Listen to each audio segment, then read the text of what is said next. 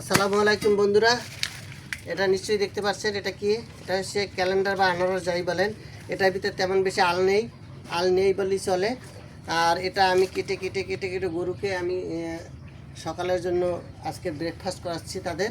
দেখুন বন্ধুরা, এই যে আমি কেটে কেটে দিয়েছি। এটা আমার বাছুর, এবার এই আমার শাহিওয়াল বা গরুর বাছুর, তারা খাচ্ছে। দেখুন, এই দেখুন তারা খাচ্ছে।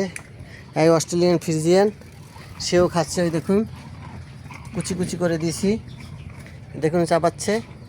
এখন আমি আপনাদের দেখাবো কীভাবে কাটতে হয়। প্রথমে এগুলো কালেক্ট করতে হয়। এগুলো কালেক্ট করার পর পাইপ দিয়ে পরিষ্কার করে নিতে হয়, কারণ বাজারে ময়লা ফয়লা থাকে, ধুলোবালি থাকে, তাই এগুলো আমি পরিষ্কার করে নিয়েছি।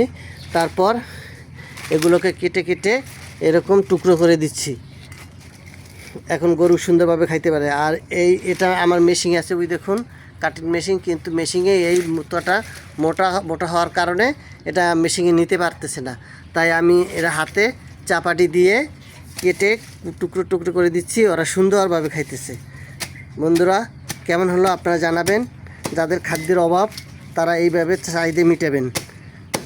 আমি কোনো প্রিপারেশন ছাড়াই গরু ফার্ম করছি, তাই পূর্বে আমি কোনো খাবার রাখতে পারি নাই, তাই এই খাবারের ঘাটতি এইভাবে কলা গাছ বিভিন্ন কিছু দিয়ে আমি তাদের খাদ্য চাহিদা মিটাচ্ছি। আল্লাহ হাফেজ বন্ধুরা, সাবস্ক্রাইব করবেন, লাইক কমেন্টস করবেন। বন্ধুরা, কেমন হলো ভিডিওটা জানাবেন। আল্লাহ হাফেজ।